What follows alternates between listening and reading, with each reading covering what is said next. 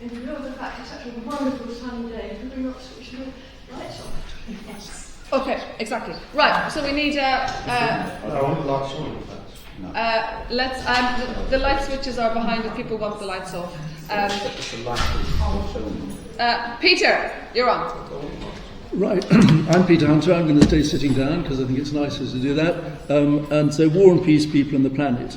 I grew up, to start with, in Malaysia. I was born in Kuala Lumpur, and I think the people and the planet is very important because it boils down to all of the things that actually concern you and the Reform Party. And actually, we are self-funding, we're not funded by oil and gas, so I disagree and don't accept that comment. We can talk about that later, but you've had your say, so keep quiet for the moment while I'm speaking, okay?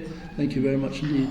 I think to come down to the points that therefore affect us from the planet and population is that a lot of people are worried about immigration. I think there's good legal immigration, that's a good thing, and I think it's nice to support the Commonwealth because they speak English, they tend to come from African and other countries where they understand our culture and want to buy into it, and so therefore I think there's less need for people to come from Albania and other countries who don't share our philosophies and things like that. Albanian relatives who speak you can speak after. We will take questions from the audience later. Let these guys make their opening speeches. As we don't, I've got to go at 7:30 or just before then because I've got another 2 hustings to go to. So I will just cover a couple of key points for why you should vote Reform. Now, as has been said when the Labour person has attended, Nigel Farage has agreed that the Labour Party are going to get a thumping majority. So our point, well, my point here, you probably don't agree, our point here is that actually you've got a Labour MP, you had a Conservative one before, and so therefore really, because there's going to be a thumping majority, you do actually have a much broader choice of your own this time, and therefore you don't have to vote Labour again, and you can definitely therefore vote for Reform, because that would be much better. Our tax revenue aspects are very attractive to the normal person in the street and in this room. So we will raise the tax threshold from 12,500 to 20,000. So everybody who's working normally will get an extra 1,340 people per year. If I work for you, I will work to fight crime. I'll work with the police. I'll work on the housing problems, which are extensive here in the Putney and the Wandsworth constituency. We will work also to cut waiting times in the NHS, hopefully by improving the management. The NHS is very valuable, and therefore we will do that. Nobody recently has mentioned your local issue of Wimbledon, so I won't talk about that. We will also attack benefits fraud, and we will hope to work with you, get to know you better, and that's why you should definitely vote for Reform, and happy to take your questions later. I think in the past we've been letting everybody speak and then you come back with the questions, which is slightly better. Yeah. Okay. There's Thank plenty you. of chance to ask questions. Thank you very much, Peter. Thank you. Kieran. Right, I'm going to stand up. Hello, my name's Kieran McCarthy. I'm from the Liberal Democrats, and I live in Putney, just down the Richmond Road. And so this is War and Peace and People and the Planet. Yes. A lot in there. And there's a huge number of aspects and policies. So rather than go into all of them right now, I'm sure you'll ask questions. I agree with Peter in that you do have a choice here.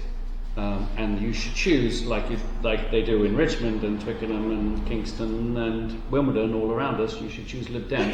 And I'll tell you why on these specific policies why you should choose Liberal Democrat, and that's because we have a much better vision for the future. My argument would be that this country is needs to be looking forward a little bit more and looking back a little bit less.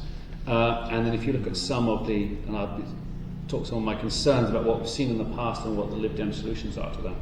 For example, yes, the Conservatives, I did think did the right thing and strongly backed Ukraine. How much that was Conservative, how much that was Boris Johnson's personal foibles is another issue. But when it's come to Gaza, I think their policies have been horrific. And the Lib Dem had very clear policies based on our beliefs and our structure. And we can dig into that, what those are. And then Labour has sort of twisted itself in a knot because it would have conservative policies, but there's so much of the Muslim community in this country are upset, and that's a lot of their voters, that they're sort of trying to find a way through it. The Lib Dems come from a point of principle. and good principle, which I'd be happy to dig into. And then we're going to have a Labour government. We all know it's going to happen. It's just about the size of the majority. And I've started to be reminded about what I didn't like about the Labour government last time around, in that they were a little bit authoritarian, and once they sort of went down a path, that was it. And then in this case, if you remember, there was the Iraq War, which I don't know how you felt about it, but I think pretty much most of the country thought it was a terrible idea before we went into the Iraq War. And if you remember, the Lib Dems were always opposed to it. And that was a very politically risky thing at the time, but it was proven to be right. And there are a bunch of policies that are still strong Lib Dem policies on the basis of how that all happened and how we could basically stop it from happening again, including giving more powers to independent committees, including making sure that the House of Commons has to approve before any wars are gone into, and so on and so forth. When it comes to 30 seconds, when it comes to green issues, I would say Lib Dems have also got the best policies. I mean, I know the Greens have, this is the Greens thing. I think some of them go a little too far, but I'm mostly aligned with what the Greens say we have to do, and the Lib Dems are also along those lines. And I would point out that Labour, when they were worried about losing votes because they don't want to see that they're spending any money and they don't want to raise any tax, one of the first things they did is they just cut all of these 27 billion on green policies. They just said, well, we're not going to talk about that anymore. So one of the first things they dropped is one of the most important things that we face. So that's my quick summation of why I think we should vote Lib Dem. Brilliant. Thank you so much, Kieran.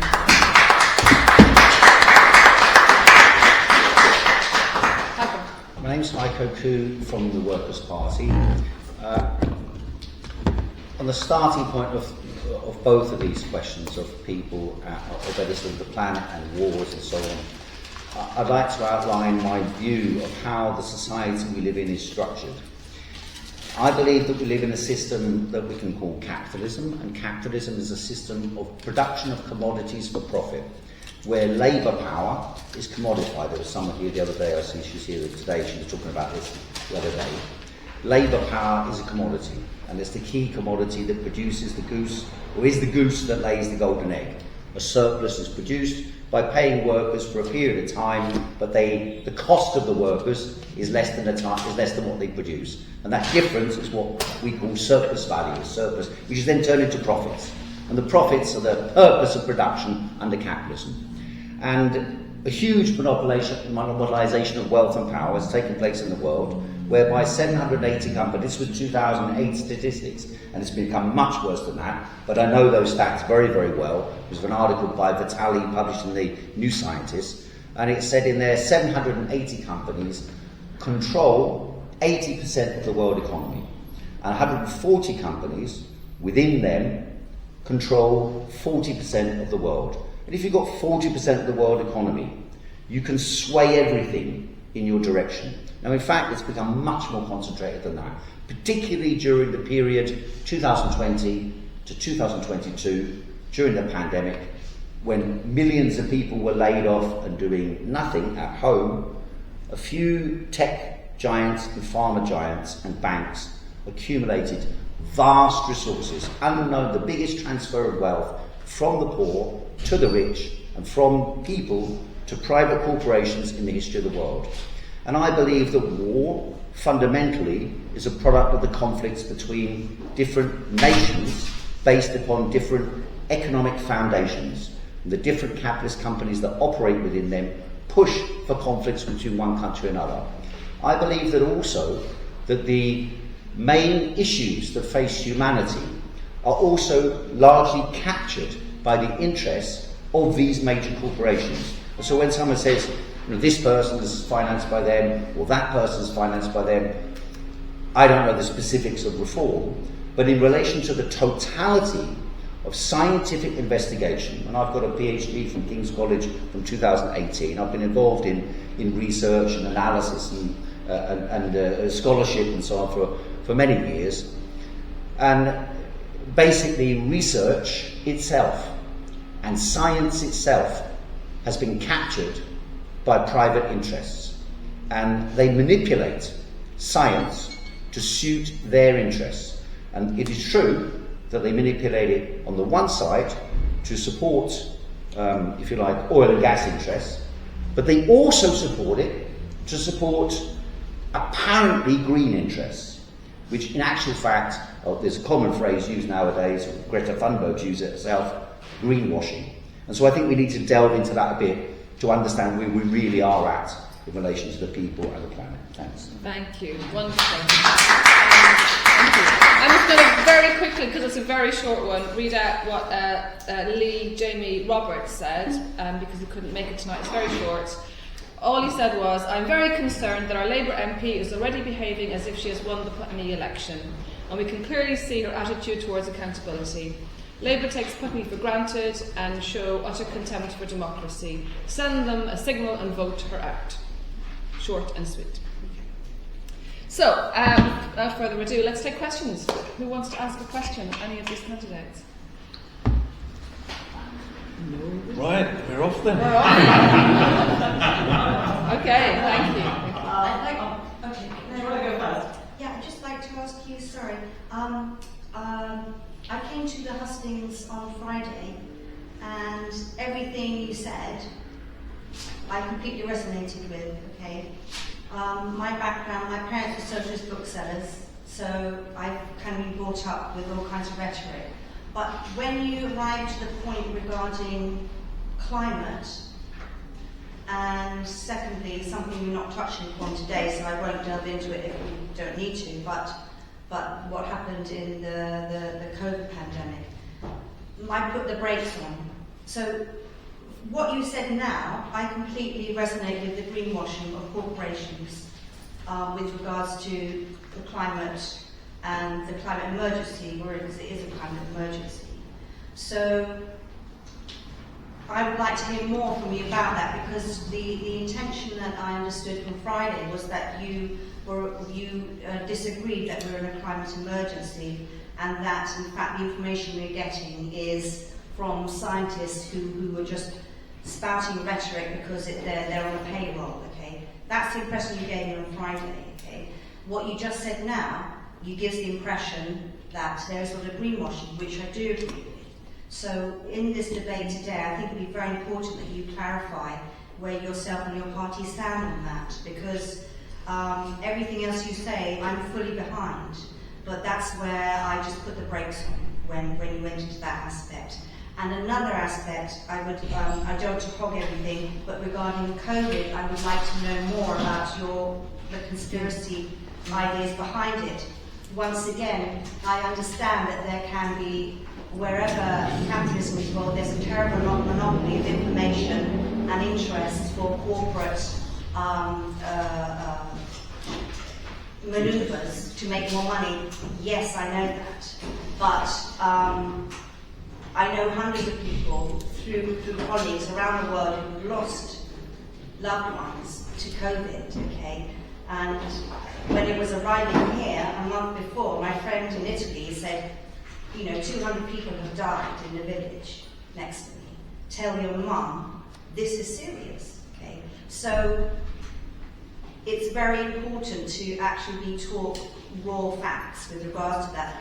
That's not discounting that, yes, capitalism and yes, pharmaceuticals, yes, corporations will monopolize and twist any information to their own benefit.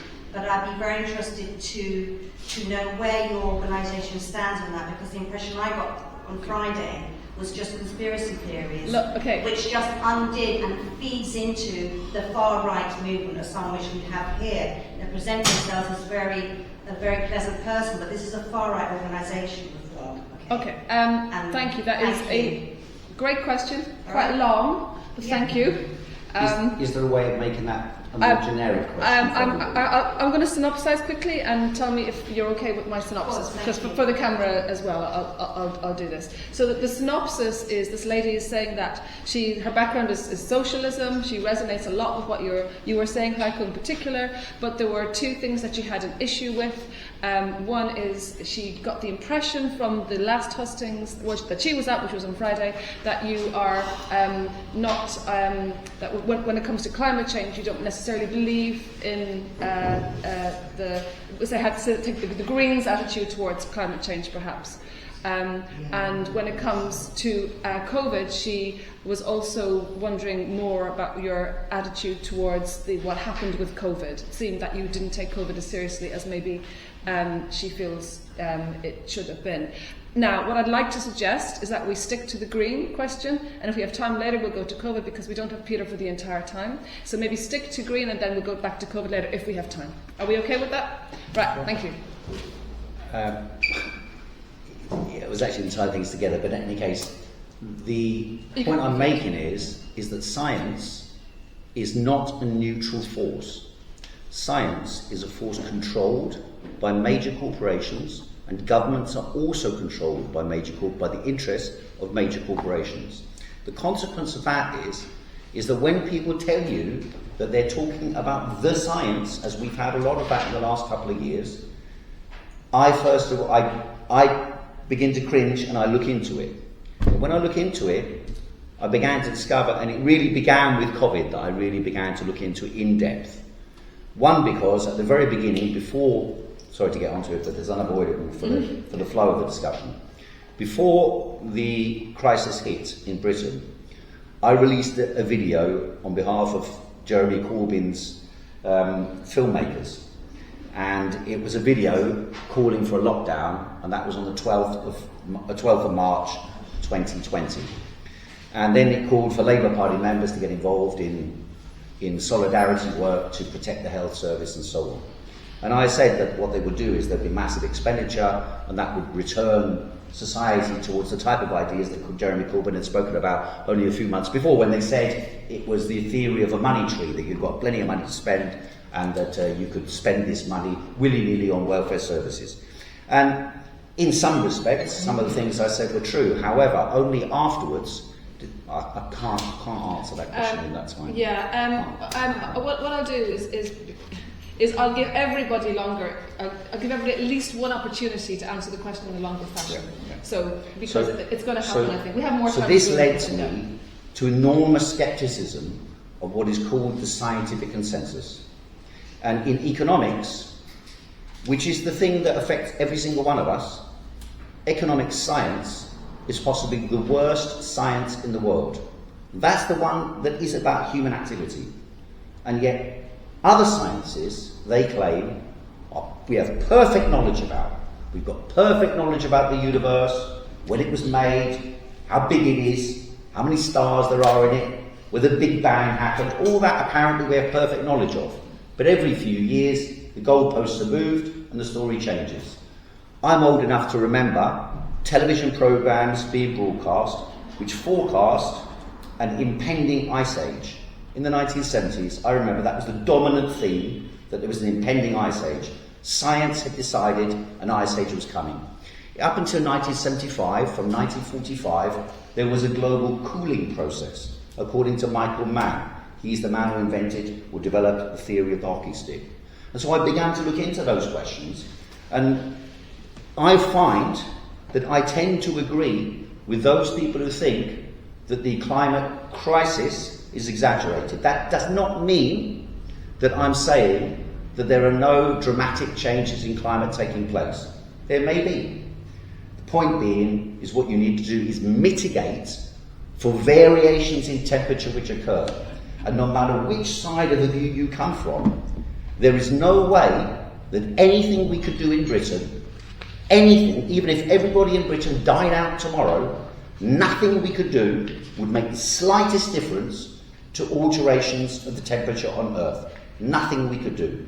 And therefore I do not think that the interests pushing this agenda are actually interests that correspond with the needs of the people of Britain. I think they are pushing simply agendas that are suiting their corporate needs to accumulate larger and larger profits. So that's the foundation, and that's why I took it up in the way, because the discussion is going to be about this pretty much all evening. So I don't want to deal with everything at once. I want us to deal with bit by bit, and we'll get into it. And I'm sure the Green will disagree and put forward arguments and so on, and we can have a longer and more detailed discussion during the course of the evening. The problem is that discussion does not take place in society.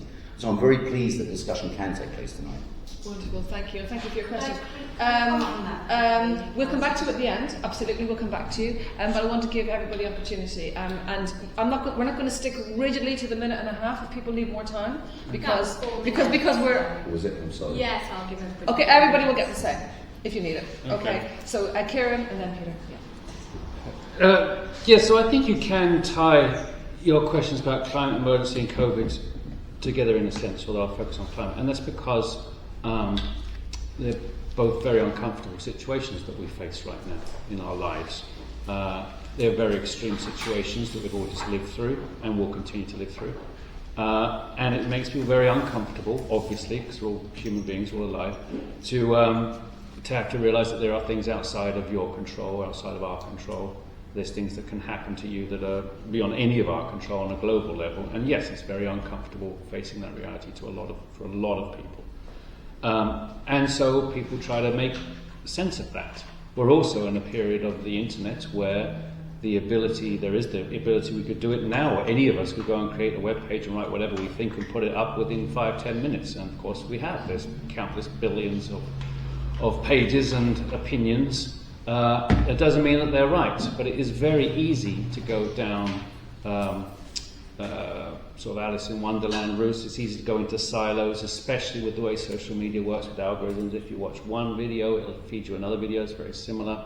And so I entirely understand why people have gone down very specific routes of thought. And if that's all you hear, then you start to believe it because you don't hear the other views. Now, I've been a journalist most of my life. And I was sort of trained to be a journalist, old school journalism, which you don't see that much of these days. And that was about always checking and always being checked and finding out, getting at least two sources and everything, and then digging in and understanding it.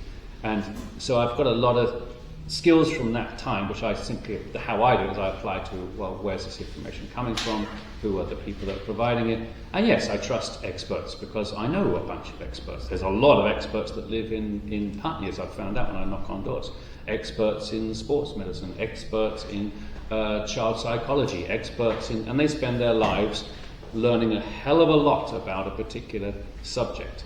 And so when a lot of people that all know a lot about a particular subject get together and say, we need to tell everyone about this, it's really bad, I tend to believe them. And that's where we are with climate, and that's where we were with COVID.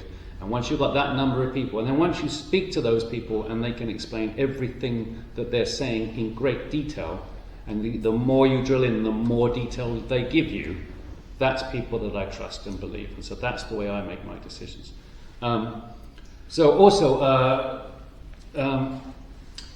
With science, and I this is not entirely true. People tend not to believe in science. Tend to be people that haven't used science that much.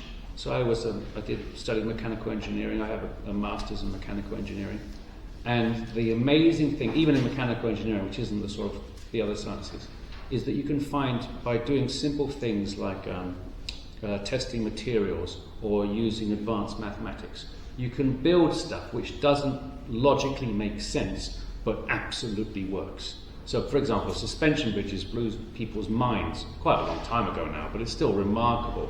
If you look at some of the materials that go into a Formula One car now, it's absolutely extraordinary. They look like alien objects. And that's because science has enabled people to apply rules, apply tests, to create objects that do the job that you wouldn't normally come up with. So yes, science is exceptionally good at figuring things out. Does it know everything? No, because we're constantly battered with new things. And so it works on getting the answers to them. So that's my sort of rundown of my view of why there is a climate emergency. I know there's a climate emergency. I was living in California a few years ago and dealt with the wildfires, and it's real. And COVID did happen. Policies were put in place, different policies made quickly by politicians who didn't really know what they were doing, making very quick decisions, and a lot of them weren't very good. Some of them were. So that's where we were. We've been through a couple of crazy, difficult years, and I understand why people have different views on it, but I say stick with the science. Thanks, Kieran. Okay, Peter.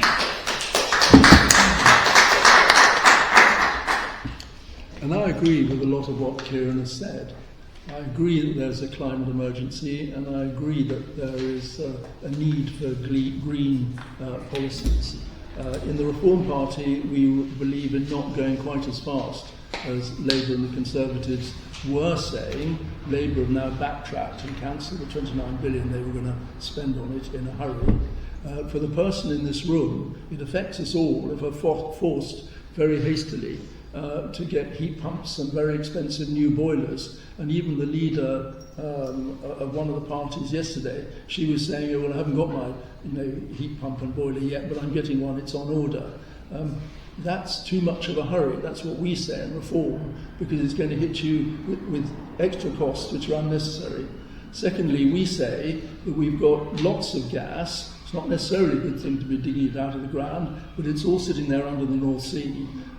And rather than disfiguring the whole of our landscape with ghastly wind farms and things like that, which are not necessarily that efficient, and we can't necessarily use all the power when at the best times of the day, we should be continuing for a while to use the oil and gas in the North Sea and not spending a lot of money and digging it out of the ground in Saudi Arabia and other countries and bringing it here. So, there's a difficult choice to make here, and we think we've got some better choices to make rather than that. And I think that's all I would say on that, because more questions will come up. Yeah. Thank you. Thank you very much. Glenn? Yeah, well, there's some interesting points here. I mean, a lot of what our friend over there says, there's a certain amount of truth in it. Science has been captured in some places. It's very clear. If you look at food and stuff like that, corporations will fund science that they want to see the answers. But there's a big difference. What Kieran says is absolutely spot on. You have to look at it, and you have to look at it individually. Obviously, the consensus on climate is about 100% now. That's any climate science which is published. Now, you may say that this all being corrupted, but I can literally just point you to this particular graph.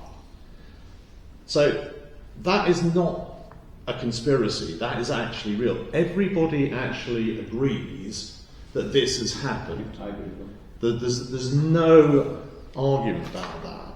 So we have the idea that we know that CO2 is it traps heat.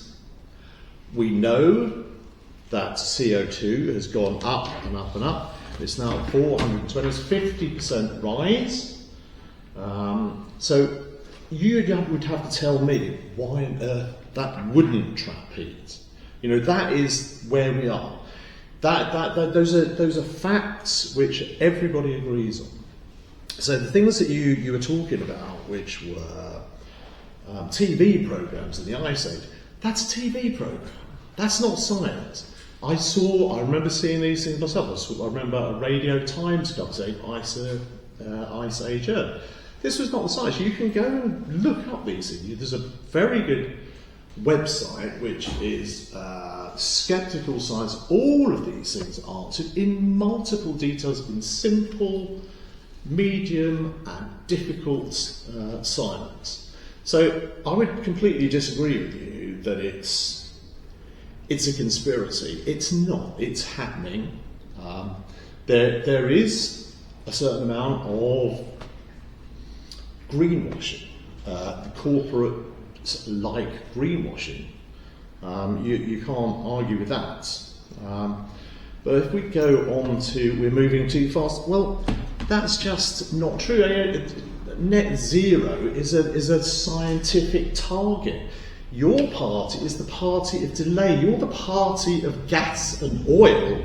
You are the party who are trying to delay this stuff. And that is exactly the point of science denial, which is exactly where your party sits. You are funded, as I said, and you can look this up, it's in D-Smog, it's been a complete expose of funding of the Reform Party. That is, the Reform Party sitting there, it's part of delay. And that is the oil and gas mechanism. That's exactly what is happening. That is what this party represents. As far as I'm concerned, I have small children. This is why I got into this. I have small children. As far as I'm concerned, that party is trying to destroy my children's future. Rubbish. Well, it's absolutely true, and it's science. Trying to save people. It's a money. science base. Oh, sorry, you're interrupting me. Yeah. You're talking rubbish. Well, you can come back. We can't you? will give a right to reply. Yeah. So we will give you a chance. As far as I'm concerned, that is what your party's doing. You have a load of scapegoats, and they're called refugees. You're blaming it on everyone, and it's gas and oil, and that's what you are standing for. Could you tell us what you believe instead of criticising someone else? Okay. We will take more questions. Okay. So Not the question, I think you just Yeah. stand someone else, and I'm still going to know what you believe in. Thank you. Thank you. Okay, so what I'd like to do, sorry, it's a bit noisy with the door, but that's fine. People can come and go as they wish. It's a free world. So you will have an opportunity to ask again. Don't worry. So what I want to do at this point is I want to go back to you. That I want to give you a right to reply. Okay, I want to give everyone a right to reply. So, person who asked the question first. I would just